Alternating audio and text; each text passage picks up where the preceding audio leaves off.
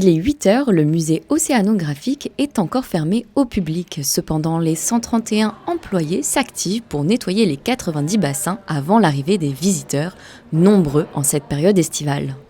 Tous les membres de l'équipe vont dans leur secteur, passent un moment assez long à observer les poissons, vérifier que tout se passe bien via un contrôle visuel. Et après commencent les tâches d'entretien au quotidien. Entretien du matériel, entretien des bassins, nettoyage, contrôle, check-up. En fait, on fait beaucoup d'opérations d'entretien au niveau des aquariums, comme tous les gens qui travaillent avec des animaux. Après un état des lieux des bassins sur les différents logiciels, les aquariologistes préparent le nourrissage de la tortue marine, visible en extérieur, pour sensibiliser le public aux dangers que peut rencontrer cette espèce. On la nourrit donc une fois par jour, tous les jours de la semaine, sauf le dimanche. Et tous les jours, en fait, la nourriture va différer. Donc là, aujourd'hui, on a donné des filets de poisson. Demain, elle aura du maquereau ou des calamars. Elle est née en 2011 à Marineland.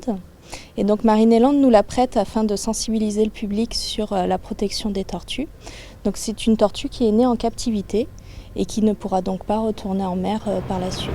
Et là, je vais lui donner la salade.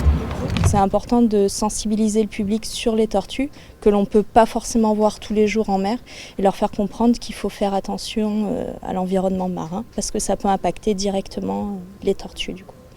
Samy la tortue est rassasiée autour du grand bassin des requins d'être vérifié. C'est une bonne occasion pour nous justement d'approcher les animaux, de voir leur comportement.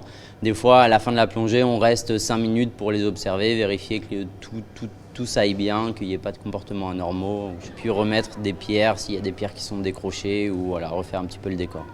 La sensibilisation se fait dès le plus jeune âge et pour cela, le musée propose un stage d'1 semaine au club Océano.